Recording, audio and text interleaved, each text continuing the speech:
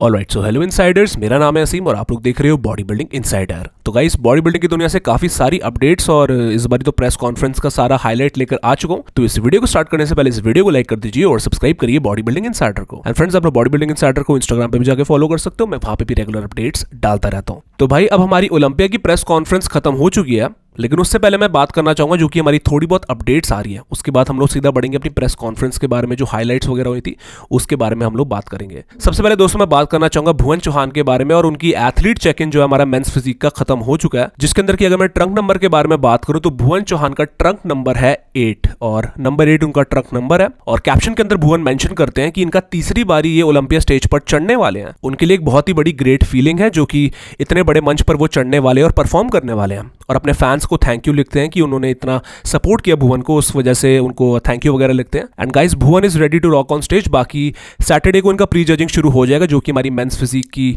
Pre judging होगी। बाकी honestly यार, प्लेसिंग के बारे में मेरे को फर्क नहीं पड़ता है, क्या ही प्लेसिंग आती है, but I am very happy and excited कि इंडियन बॉडी बिल्डिंग जो है अब ओलंपिया स्टेज पर जा रही है एंड तीसरी बार वो अपना ओलंपिया स्टेज पर चढ़ने वाले, तो इससे ज़्यादा खुशी की बात और क्या हो सकती है। तो ऑल द बेस्ट टू भुवन चौहान भाई। इसके बाद दोस्तों मैं बात करूंगा बिलाल अली के बारे में और उनके ट्रंक नंबर के बारे में बात करूं तो इंटरेस्टिंगली बिलाल अली का ट्रंक नंबर है 4 और भुवन चौहान का 8 है। तो भाई ये तो इंटरेस्टिंग लग रहा है। ये दोनों एथलीट्स एक ही हॉल के अंदर एथलीट चेक इन के दौरान मतलब देखने को मिले थे, बट एक साथ इनकी फोटो नहीं मेरे को देखने को मिली, तो सोचने वाली बात है भाई। बाकी अगर मैं बात करूं बिलाल अली के बारे में तो भाई आप लोग ये वाली फोटो देख सकते हो जिसके अंदर कि वो एक नॉर्मल पर्सन के आगे उनके एब्स कितने ज़्यादा श्रेडेड लग रहे हैं और खतरनाक लग रहे हैं। एंड बिलाल अली यार, आई एम श्योर कि काफ़ी ज़्यादा लोगों को इस बारी सरप्राइज करने वाले, खासकर ओलंपिया जजेस इस बारी सरप्राइज हो जाएंगे बिलाल अली की फिजिक को देखकर। एंड यार बस अब कुछ ही देर के अंदर हमको बिलाल अली जो है ओलंपिया स्टेज पर हमको दिख जाएंगे स्टेज पर, तो उसके लिए स्टे ट्यून्ड। ओलंपिया की कवरेज दोस्तों आती रहेंगी चैनल पे, तो हर एक वीडियो के लिए स्टे ट्यून्ड बिकॉज बहुत ही इंपॉर्टेंट अपडेट्स आने वाली है। एंड गाइस, इसके बाद मैं आप लोगों को बताना चाहता हूँ, लेट मी रिमाइंड यू कि हमारे एक और इंडियन एथलीट है जिनका नाम है आनंद आर्नोल्ड, जो कि व्हील चेयर डिवीजन के अंदर जो है ओलंपिया स्टेज पर कंपीट करने वाले हैं, और इनको भी बहुत बहुत शुभकामनाएं। सारे इंडियन फैंस की तरफ से मैं इनको बहुत बहुत शुभकामनाएं देना चाहता हूं। एंड गाइस, इसके बाद हम लोग सीधा बढ़ते हैं अपनी प्रेस कॉन्फ्रेंस के बारे में हम लोग बात करने वाले हैं, जो कि हमारी 2022 की मिस्टर ओलंपिया की प्रेस कॉन्फ्रेंस थी। तो भाई कल रात को हमारी जो है प्रेस कॉन्फ्रेंस ओलंपिया की खत्म हो गई थी और काफी सारे मोमेंट्स हम लोगों को देखने को मिले थे यार प्रेस कॉन्फ्रेंस के बारे में। प्रेस कॉन्फ्रेंस के बारे में नहीं, प्रेस कॉन्फ्रेंस के अंदर ऐसे मोमेंट्स थे जिनके बारे में मैं बात करना चाहता हूँ। और भाई ओलंपिया की प्रेस कॉन्फ्रेंस थी, मैं तो एक्सपेक्ट कर रहा था यार, जैसे कि जो पुराना फॉर्मेट होता था, जो कि पहले हम लोग देखा करते थे कि सारे एथलीट्स एक साथ आते थे और एक दूसरे के बारे में बोलते थे और इंटरव्यू वगैरह होता था उनका, बट ऐसा हमको इस बारी देखने को ही नहीं मिला भाई। और पता नहीं, बहुत ही अजीब सा लग रहा था यार, एक एक करके जो है मतलब थोड़े बहुत एथलीट्स को स्टेज पर बुलाया जा रहा था और उनका इंटरव्यू लिया जा रहा था। तो मेरे को तो भाई पर्सनली बहुत ज्यादा अजीब सा लग रहा था। हाईलाइट से शुरुआत करते, सबसे पहले आते हैं हमारे बिग रैमी और हादी चुपैन, जो कि हमारे पर्शियन वुल्फ और विंटर वाले भैया, हमारे current mister Olympia big ramie आते हैं स्टेज के ऊपर। और अनाउंसर बिग रैमी से पूछते हैं कि भाई सुनने में आया है कि बिग रैमी आप तो 300 पाउंड के हो इस बारी जब आप जो स्टेज पर कंपीट करने वाले हो। जिसका कि बिग रैमी जवाब देते हैं कि ट्रूथफुली सारे फैंस को मैं बताना चाहता हूं कि मैं हर साल बेटर आने की पूरी कोशिश करता हूं, बट इस साल मेरी कंडीशनिंग पे मेरा ज़्यादा फोकस रहा है एंड मेरी कंडीशनिंग इस बारी बेस्ट होगी। तो भाई ये वाला जवाब हमारे बिग रैमी देते हैं अनाउंसर को। और उसके बाद अनाउंसर हादी के ट्रांसलेटर से पूछते हैं, क्योंकि भाई हादी को इंग्लिश नहीं आती, तो इसलिए वो ट्रांसलेटर लेकर आए थे अपने साथ और ट्रांसलेटर का इस्तेमाल करते हैं वो। तो अनाउंसर पूछते हैं हादी के ट्रांसलेटर से कि भाई क्या तुम इस इंसान को हरा सकते हो, मतलब बिग रैमी की तरफ इशारा करते हैं। तो जिसका जवाब हादी देते हैं कि सेम बिग रैमी वाला ही जवाब देते हैं कि इस बारी मेरा बेटर वर्जन आएगा और मैं हादी चुपैन हूं तो लास्ट ईयर से बेटर वर्जन लेकर आऊंगा। और भाई अगर हादी चुपैन का लास्ट ईयर से बेटर वर्जन आ गया तो भाई इसका मतलब है कि मुसीबत वाली बात हो गई है बाकी सारे एथलीट्स के लिए, बिकॉज हादी चुपैन बहुत ही ज्यादा डेंजरस एथलीट होंगे। इसके बाद दोस्तों आ जाते हैं ब्रैंडन करी स्टेज पर आ जाते हैं और मतलब एकदम चौड़ के अंदर आते हैं, अपना बढ़िया तरीके से आते हैं और उनसे सवाल पूछा जाता है। अनाउंसर उनसे पूछते हैं कि क्या वो बिग रैमी को हरा सकते हैं,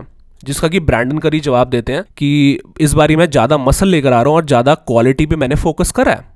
तो इसका मतलब ये है कि भाई कि ब्रैंडन करी इस बारी अपना साइज पर ज़्यादा फोकस करने वाले, मतलब ज़्यादा साइज लेकर आएंगे स्टेज के ऊपर। तो भाई ये तो देखना काफ़ी ज़्यादा एक्साइटिंग रहेगा। पर मैं ये भी एक्सपेक्ट करता हूँ कि ब्रैंडन करी कंडीशनिंग भी, मतलब कंडीशन भी आए स्टेज के ऊपर, तभी वो बिग रैमी को नॉकआउट कर सकते हैं। इसके बाद दोस्तों अगर मैं बात करूं तो हमारे मेंस फिजिक की प्रेस कॉन्फ्रेंस होती है, जिसके अंदर कि हमारे ब्रैंडन हेंड्रिक्सन जो कि हमारे करंट मेंस फिजिक के ओलंपिया चैंपियन है, और एरन बैंक्स आते जो कि लास्ट ईयर के रनर थे भाई। और भाई ये दोनों तो ऐसे आते स्टेज के ऊपर जैसे कि दो छोटे बच्चों का इंटरव्यू लिया जा रहा हो, मतलब इस तरीके से, मतलब बहुत ही खेल कूद के आ रहे होते हैं दोनों। और अनाउंसर भी इस बात का एक्नॉलेजमेंट करते हैं कि सबसे ज्यादा उल्टा सीधा मेंस फिजिक की प्रेस कॉन्फ्रेंस में बोला जाता है। जैसे कि अगर आप लोगों को याद होगा कि जर्मी बुंडिया जब कंपीट करा करते थे तो कितना ज्यादा उल्टा सीधा बोलते थे प्रेस कॉन्फ्रेंस में, और काफी सारे एथलीट्स बहस किया करते थे। तो वही बात करते हैं वो। उसके बाद इंटरेस्टिंगली इन दोनों को साथ में पोजिंग करवाई जाती है, मतलब जो उन्होंने जैकेट वगैरह पहनी होती है उसके अंदर ये दोनों पोजिंग करते हैं। फ्रंट पोज किया करवाया जाता है और बैक पोज करवाया जाता है, जिसके अंदर की अनाउंसर बोलते हैं कि जब ये दोनों अपना बैक पोज के अंदर जब एथलीट्स आते हैं मेंस फिजिक के तो काफी ज्यादा एक दूसरे को उल्टा सीधा बोलते होंगे, जिसका कि एरन बैंक्स जवाब देते हैं कि भाई ऐसा तो हम लोग बिल्कुल भी बात नहीं करते, और मतलब हंसी मजाक के अंदर वो वाली प्रेस कॉन्फ्रेंस एंड हो जाती है।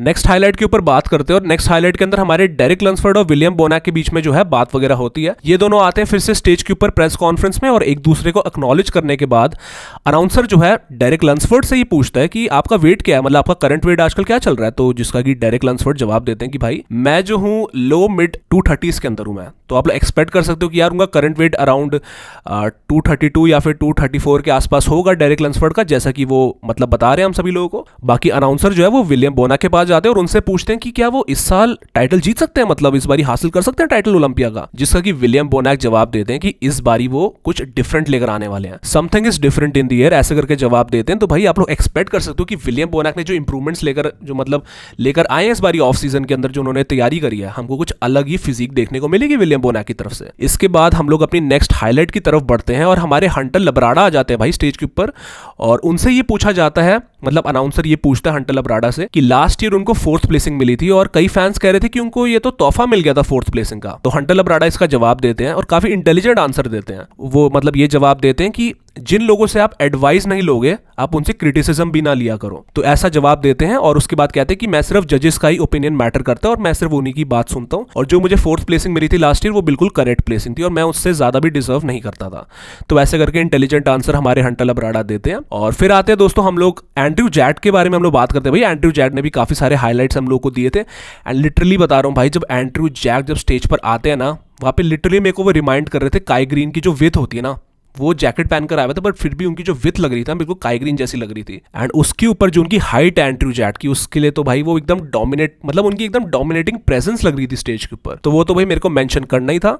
बाकी इंटरव्यूअर मतलब अनाउंसर पूछता है उनसे कि मतलब इस बारी वो कैसा मतलब अपनी फिजिक दिखाने वाले, ऐसे करके कुछ पूछते हैं, जिसका कि एंड्रयू जैट जवाब देते हैं कि भाई इस बारी जो मोनालिसा है will be on full display tomorrow. मतलब इनके कहने का ये मतलब है भाई कि जो मोनालिसा की पेंटिंग है, आप सभी लोगों को पता होगा कि बहुत ही कीमती पेंटिंग है इस दुनिया के अंदर, तो वही अपनी फिजिक को भी वैसे ही बताना चाह रहे हैं कि एक बहुत ही तगड़ी फिजिक दिखाने वाले हम लोगों को कल जो भी प्री जजिंग के अंदर जब वो हम लोगों को अपनी परफॉर्मेंस शो करेंगे। नेक्स्ट हाईलाइट के बारे में बात करते हैं और हमारे निक वॉकर आ जाते हैं भाई स्टेज के ऊपर, और निक वॉकर मतलब एकदम चौड़ के अंदर आ जाते हैं प्रेस कॉन्फ्रेंस में, और अनाउंसर उनसे पूछता है निक वॉकर से कि will you be in the first call out, मतलब क्या निक वॉकर फर्स्ट कॉल आउट के अंदर आ सकते हैं। जिसका कि निक वॉकर जवाब देते हैं कि 100% मैं फर्स्ट कॉल आउट के अंदर जरूर आऊंगा, मतलब बिल्कुल फुल कॉन्फिडेंस के साथ जवाब देते हैं निक वॉकर।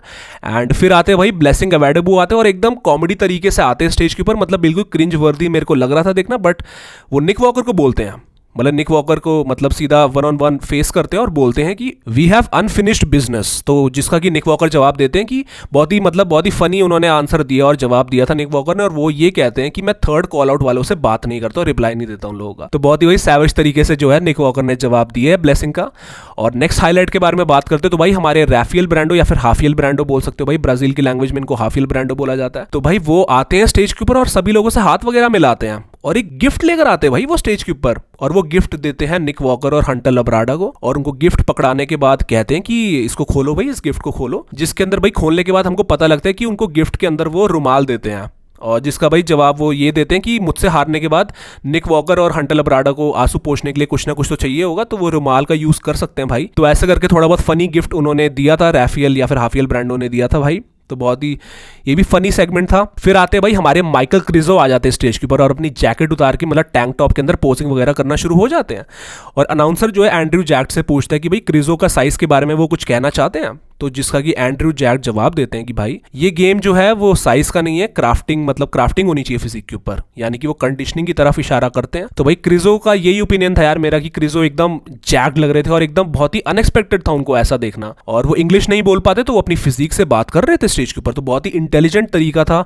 माइकल क्रिजो का, मतलब वो प्रेस कॉन्फ्रेंस के अंदर बहुत ही इंटेलिजेंट तरीके से उन्होंने जवाब दिया था। फिर आते दोस्तों हम लोग क्लासिक फिजिक के अंदर, मतलब क्लासिक फिजिक की जो हमारी प्रेस कॉन्फ्रेंस थी जिसके अंदर की हमारे सीबम आते हैं, ब्रियन आते हैं और टेरेंस रफिन आते हैं भाई। और ब्रियन ने इस बार यार कोई भी लास्ट ईयर वाली भसड़ नहीं करी थी, अगर आप लोगों को याद होगा कि उन्होंने लास्ट ईयर क्या किया था, तो इस बार उन्होंने ऐसा कुछ भी नहीं करा। और वो ये हम लोग को बताते हैं ब्रियन एंसली कि वो उनका लास्ट ईयर होने वाला है कि वो क्लासिक के अंदर कंपीट करेंगे और उसके बाद वो अलविदा कहने वाले इस डिवीजन को और वो गोल्ड मेडल लेकर जाएंगे जो वो कंपीट करने वाले क्लासिक के अंदर। तो भाई ये उन्होंने पूरा मतलब अनाउंसमेंट कर दिया कि वो जीतना चाहते हैं इस बार यह क्लासिक फिजिक। उसके बाद अनाउंसर जो है वो क्रिस बमस्टेड से पूछते हैं कि क्या आप इस साल रिटेन कर पाओगे अपना ओलंपिया टाइटल, जिसका कि वो जवाब देते हैं कि भाई हर साल कंपटीशन टफ होता ही रहता है, तो मेरे को अब आदत हो चुकी है कंपटीशन की और हर साल कोई ना कोई यंग और डेंजरस एथलीट आता है, मतलब वो रेमोंडिनो और उर्स कैलेंसिंस्की की तरह इशारा कर रहे थे। और मुझे पता है कि मुझे क्या करना है लास्ट ईयर जीतने के लिए, मतलब लास्ट ईयर को बीट करने के लिए मैंने क्या किया था और मैं वही करूंगा और मैं बहुत ज़्यादा एक्साइटेड हो रहा हूँ अपनी फिजिक शो करने के लिए। तो ऐसा करके जवाब देते हैं क्रिस बमस्टेड और बहुत ही अच्छी तरीके से उन्होंने चैंपियन माइंडसेट वाला जवाब दिया है और मैं कुछ लेस एक्सपेक्ट नहीं कर रहा था उनसे भाई। और लास्ट अपडेट के अंदर दोस्तों हम लोग बात करने वाले जो कि प्रेस कॉन्फ्रेंस के अंदर नहीं आए थे, हमारे रेमोंडिनो। और दोस्तों लास्ट अपडेट के अंदर मैं उनकी करंट फिजिक अपडेट के बारे में बात करना चाहता हूं। एंड भाई he is looking depleted and dry and condition भाई। एंड मुझे कोई दो राय नहीं लगती कि रेमोंडिनो इस बारी पूरा टक्कर देने वाले और बहुत ही तगड़ा टक्कर देने वाले इस बारी क्लासिक फिजिक के अंदर।